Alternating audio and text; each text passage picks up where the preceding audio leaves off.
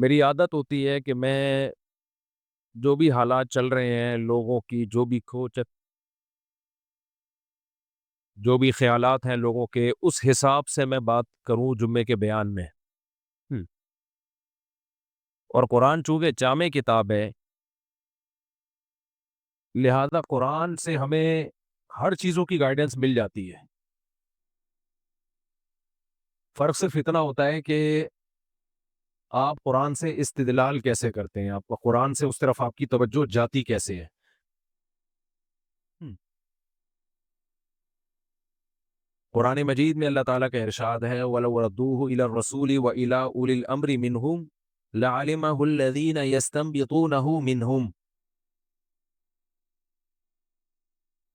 اللہ تعالیٰ نے اس امت کے ذہانت اور دماغ کے لحاظ سے اور معلومات کے لحاظ سے دو حصے کیے ہیں۔ یہ میری تقسیم نہیں ہے، حکومت کی تقسیم نہیں ہے، یہ کس کی تقسیم ہے؟ اللہ کی۔ مختلف لحاظ سے مختلف تقسیمیں ہوتی ہیں۔ اگر میں یوں کہوں کہ انسانوں کی دو قسمیں ہیں، تو آپ سوال پوچھ لیں گے کہ کس حساب سے دو قسمیں ہیں؟ بھائی جنس کے حساب سے دو قسمیں، مرد اور عورت۔ لیکن کیا ہر لحاظ سے دو قسمیں؟ نہیں بھائی، قوموں کے لحاظ سے تو لاکھوں قسمیں، زبانوں کے لحاظ سے کیا خیال ہے؟ لاکھوں قسمیں، رنگ کے لحاظ سے ہزاروں قسم، درجنوں قسمیں، ہزاروں نہ بھی ہوں، مذہب کے لحاظ سے سینکڑوں قسمیں، دنیا میں سینکڑوں مذاہب ہیں، فرقوں کے لحاظ سے اور زیادہ قسمیں ہیں۔ خود ایک الفلاحی اب مسجد ہی میں آپ فرقوں کی قسمیں دیکھ لیں، بہت زیادہ ہیں۔ تو دولت کے لحاظ سے بڑی بڑی تین قسمیں، درمیانے طبقے، غریب طبقہ، متوسط طبقہ، پھر دولت مندوں کی آگے بڑی قسمیں۔ ہم جس کو دولت مند سمجھتے ہیں، کچھ دولت مند ان کو غریب سمجھتے ہیں کہ یہ تو کچھ بھی نہیں ہے۔ تو قسمیں ہی قسمیں ہیں انسانوں کی۔ میں جو بات کر رہا ہوں وہ ہے کھوپڑی کے لحاظ سے، دماغ کے لحاظ سے۔ نمبر دو، نالج کے لحاظ سے، علم کے لحاظ سے۔ علم کے لحاظ سے بھی انسانوں کی دو قسمیں ہیں، اور کھوپڑی کے اعتبار سے بھی انسانوں کی، بولو، دو قسمیں۔ کچھ لوگوں کے پاس علم ہوتا ہے سمجھنے کے لیے، کھوپڑی، بولو، نہیں ہوتی۔ کچھ لوگوں کے پاس کھوپڑی تو بہت شاندار اللہ نے ان کو عطا فرمائی ہے، لیکن نالج نہیں ہوتی، لہذا ان کی کھوپڑی کو صحیح گائیڈنس ہی نہیں ملتی، تو وہ ذہانت میں ہی لوگوں کا بیڑا غرق کر دیتے ہیں۔ ذہین آدمی زیادہ بیڑا غرق کرتا ہے اگر اس کے پاس نالج صحیح نہ ہو، کیونکہ اس کو پتا ہے کہ بیڑا غرق کرنے کا آتھینٹک طریقہ کیا ہے، مؤثر طریقہ کیا ہے۔ کہتے ہیں نا، نادان دوست یہ عقل مند دشمن سے بھی بدتر ہے، کیونکہ دشمن تو آپ کو نقصان پہنچائے گا، آپ ہوشیار رہو گے۔ جو دوست جو بے وقوف ہو وہ دوستی میں نقصان پہنچاتا ہے، جب دوستی میں پہنچاتا ہے تو اخلاص کے ساتھ پہنچاتا ہے، اس کا مقصد آپ کی بھلائی ہوتی ہے، تو وہ آپ کو گھر تک پہنچا کے آتا ہے۔ اس کی مثال ایسے ہے جیسے ایک ڈاکٹر کو علاج نہیں آتا اور اس کے پاس انجیکشن ہے، اس ڈاکٹر کے پاس نالج کی کمی ہے، اس کو نہیں پتا کہ یہ انجیکشن ان لوگوں کو نہیں لگایا جاتا جن کا لیور کمزور ہے، ایک مثال دے رہا ہوں، جن کا جگر کمزور ہے۔ اب آپ پیشنٹ بن کے اس کے پاس گئے، آپ کو پتا ہے کہ میرے جگر کی رپورٹ ٹھیک نہیں ہے، یہ انجیکشن ٹھیک ہے لیکن میرے لیے ٹھیک نہیں ہے۔ اب آپ نے ڈاکٹر صاحب سے کہا ڈاکٹر صاحب یہ انجیکشن میرے لیے نہیں ہے۔ ڈاکٹر کو غصہ آ گیا اور اس نے کہا کہ میں تمہارا دوست ہوں، تمہارا خیر خواہ ہوں، میرے پاس نالج تم سے زیادہ ہے، یقیناً زیادہ ہے، لیکن اسپیسیفک اس انجیکشن کی بارے میں پوری ریسرچ نہیں کر سکا وہ۔ اب وہ انجیکشن اتنا زبردست ہے کہ اس میں بیماری کا یقینی علاج ہے، تو ڈاکٹر کیا کرے گا؟ آپ کی باتیں مانے گا نہیں، وہ آپ کو رسی سے باندھ کے انجیکشن ٹھوکے گا آپ کے، اور طبیعت سے آپ کو ٹھوک دے گا وہ۔ اس کے بعد آپ دوبارہ انجیکشن ٹھکوانے کے قابل نہیں رہیں گے۔ دشمن ہوتا کہتا جا مر بھائی، میرا تیرا کیا لینا دینا۔ دشمن تو یہ کام کرتا نا، دشمن ہوتا کہتا بھائی جا، تو نے مرنا ہے، وہ تو اس کا تو خیال ہے کہ بچے گا اس سے، کیونکہ وہ ڈاکٹر آپ کا دوست ہے، لیکن اس کی نالج کیا ہے؟ پوری نالج نہیں ہے اس کے پاس۔ تو ہمیں دو باتیں پتہ چلی، انسان کی فضیلت، ایک دماغ اس کے پاس صحیح ہونا چاہیے، نمبر دو نالج اس کے پاس مسترد ہونی چاہیے۔ یہ دونوں چیزیں جذباتی لوگوں کے پاس نہیں ہوتی، یہ ذہن میں رکھیں. یہ دونوں چیزیں کس کے پاس نہیں ہوتی؟ جذباتی لوگوں کے پاس. جو گلے پھاڑ پھاڑ کے ہاں ہو ہی ہو کوئی بھی ٹاپک ان کو دیا جائے نا تو دلائل کم اور چیخو پکار کو زیادہ فوکس کرتے ہیں. نبی کریم صلی اللہ علیہ وسلم کے بارے میں اللہ تعالیٰ نے فرمایا، جو میں نے آیت پڑھی ہے، اِنَّكَ لَعَلَىٰ خُلُقٍ عَظِيمٍ، اے نبی آپ اخلاق کے سب سے اعلیٰ معیار پر ہیں. سب سے اعلیٰ اخلاق کس کے تھے؟ نبی صلی اللہ علیہ وسلم کے. میں جو بات کر رہا تھا نا، میں جو دیکھتا رہتا ہوں پبلک کدھر کو جا رہی ہے، پھر میں اسی ٹاپک پہ بات کرنے کی کوشش کرتا ہوں. قرآن کی آیتوں کو سے وہی مضمون نکالتا ہوں میں. ہمارے ہاں یہ باتیں میڈیا پہ بہت زیادہ اٹھائی جانے لگی ہیں کچھ مذہبی لوگوں کا رویہ دیکھ کے، کہ جو مذہبی لوگ ہوتے ہیں وہ تہذیب یافتہ نہیں ہوتے. مذہبی لوگوں کے پاس تہذیب نہیں ہے، مہذب نہیں ہے، نالج نہیں ہے مذہبی لوگوں کے پاس، وغیرہ وغیرہ. دیکھو نالج کا مطلب اگر یہ ہے نا کہ میڈیکل سائنس کی نالج نہیں ہے، تو کیا سول انجینئر کے پاس میڈیکل سائنس کی نالج ہوتی ہے؟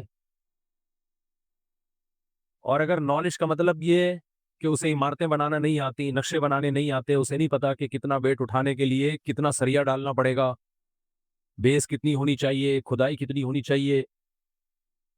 تو اگر نالج کا مطلب یہ ہے تو پھر ڈاکٹر کے پاس، ڈاکٹر اس نالج میں زیرو ہوتا ہے، پھر تو سارے ہی جاہل ہیں. عالم صرف وہ ہے جس کو وہ علوم جو آپ کے پاس ہے، ایسا تو کوئی بھی دنیا میں نہیں ہے. تو علم کا مطلب کیا ہے خوب سمجھیں. علم میں اور فنون میں فرق ہے.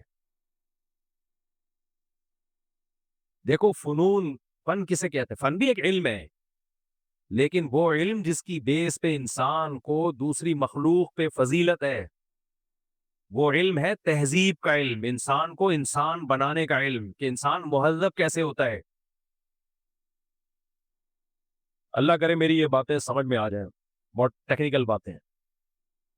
اس وقت عملی خرابی کو ہم رونا کیا پیٹیں، نظریاتی طور پہ لوگ بگڑ رہے ہیں. جب آپ برائی کو اچھا سمجھنا شروع کر دو، اچھائی کو برا سمجھنا شروع کر دو، اچھائی اور برائی کی تعریف ہی خلط ملط ہو جائے، شراب اور زمزم میں کوئی فرق ہی نہ رہے، اور ناپاکی اور پاکی میں کوئی فرق ہی نہ رہے، تو پھر تو تباہی سے کوئی نہیں روک سکتا انسان کو. تو جو بڑا ایشو اس زمانے میں ہے، پہلی بات علم کسے کہتے ہیں؟ علم، نالج کوئی بھی ہو انسان کے لیے فائدہ مند ہے. فائدہ مند ہونا الگ بات ہے. دیکھو مجھے ایک بات بتاؤ، بھنگیوں کو گٹر صاف کرنا آتا ہے، مجھے اور آپ کو بولو نہیں آتا. کیا یہ بھی علم نہیں ہے؟ کیا انسانوں کے لیے فائدہ مند علم نہیں ہے یہ؟ بلکہ میں کہتا ہوں بھنگی اگر ہڑتال کر لے نا، ڈاکٹر ہڑتال کر لے، ہم میں بخار ہوگا، پیناڈول پہ گزارا چلا لیں، زیادہ سے زیادہ مر جائیں گے، عزت سے تو مریں گے نا کم از کم. گاؤں دیہاتوں میں لوگ مرتے نہیں ہیں، ہارٹ اٹیک ہوا، قریب میں ہاسپٹل نہیں ہے، ڈاکٹر نہیں ہے، مر گئے، لوگ صبر کر لیتے ہیں، چلو یار آج نہیں تو کل جانا ہی تھا انہوں نے، چلو اللہ تعالیٰ مغفرت فرمائے، سب نے جانا ہے. کیا خیال ہے؟ کوئی پہلے چلا جاتا ہے، کوئی تھوڑا سا لیٹ چلا جاتا ہے. مجھے ایک بات بتاؤ، اگر بھنگی ہڑتال کر لیں ہم سب کا کیا ہوگا کالیا؟ ان گٹروں کی اس پوزیشن میں اگر یورپ میں بھنگی ہڑتال کر لیں کوئی اتنا بڑا ایشو نہیں ہے. وہ سسٹم ایسا ہے کہ وہ گٹر بھرنے میں کم از کم 100 سال لگ جائیں گے ان کے. وہ اتنے بڑی بڑی لائنیں انہوں نے ڈالی ہوئی ہیں، بندوں سے زیادہ بڑی تو ان کی گٹر لائنیں ہوتی ہیں. ان کے بھنگی بھی اس طرح کے نہیں ہوتے، بہت مشکل سے جاب ملتی ہے بھنگی کی بھی. 3 پیس سوٹ ٹائی میں، وہ یعنی ان کا ٹائی تو نہیں، یعنی ایک مسوٹ ڈریس ہوتا ہے، اس میں پورا بندہ گٹر لائن میں اندر. اگر آپ کھانا ہضم کر کے واکنگ بھی کرنا چاہیں نا ہضم کرنے کے بعد، تو ان کی گٹر لائنوں میں واکنگ ہو سکتی ہے. یار ہمیں تو ایسا لگے گا دیکھ کے شاید یہ لیاری ندی بہ رہی ہے اور اس کے ساتھ میں بندہ واک کرتا ہوا جا رہا ہے، جیسے ہماری لیاری ندی ہے نا، اس ٹائپ کی ان کی گٹر لائنیں ہوتی ہیں.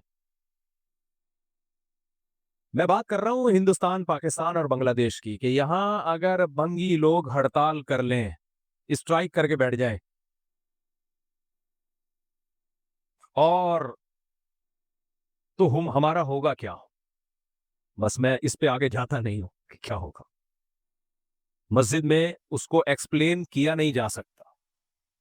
ہم سب مریں گے اور بدترین موت مریں گے, کوئی اچھے لفظوں سے یاد نہیں کرے گا ہمیں. فلاں گٹر میں ڈوب کے مر گیا, فلاں واش روم میں ڈوب کے, اس کے گھر میں پانی گٹر کا اتنا جمع ہو گیا تھا کہ تیرنے لگا. آپ مذاق نہ سمجھیں اس کو. ایک گٹر بند ہوتا ہے نا تو وہ پچھلے سارے گٹروں کا راستہ روک لیتا ہے. صرف 1 سے 1.5-2 مہینے کے بعد ایسا برا حال ہوگا کہ تصور سے روح کانپ اٹھتی ہے. بسوں والے ہڑتال کر لیں اتنا نقصان نہیں ہے, ڈاکٹر اسٹرائک ہو جائے اتنا بڑا نقصان نہیں ہے. بھنگی کی ہڑتال سے, اسٹرائک سے, اب ایسا نہ ہو میری یہ بات سن کر جتنے بھی بھنگی ہیں وہ کہ اچھا یار تنخواہ بڑھانے کا ایک بہترین آپشن آیا ہمارے پاس. میرے بھائی علم بھنگی کے پاس بھی ہے, اور انسانیت کے لیے مفید علم ہے. ہمارے حضرت مفتی رشید احمد صاحب کے دور میں ایک طالب علم آ گیا مدرسے میں پڑھنے کے لیے, تو اس کے ماں باپ آ گئے کہ یہ آپ تو اس کو مولانا بنا رہے ہو. حضرت نے فرمایا دیکھیں یہ دین کا علم سیکھے گا اور حلال و حرام کا علم سیکھے گا, امت کی رہنمائی کرے گا. انہوں نے کہا نہیں یہ کوئی علم تھوڑی ہے, ہم وہ علم سکھانا چاہتے ہیں جس سے انسانیت کو فائدہ ہو. مثلا ڈاکٹر بنانا چاہتے ہیں, پائلٹ بنانا چاہتے ہیں. تو حضرت نے فرمایا دیکھیں اس سے بھی انسانیت کو فائدہ ہوگا. مجھے پوری کانورزیشن یاد نہیں ہے, اس کا اپنے الفاظ میں خلاصہ پیش کر رہا ہوں.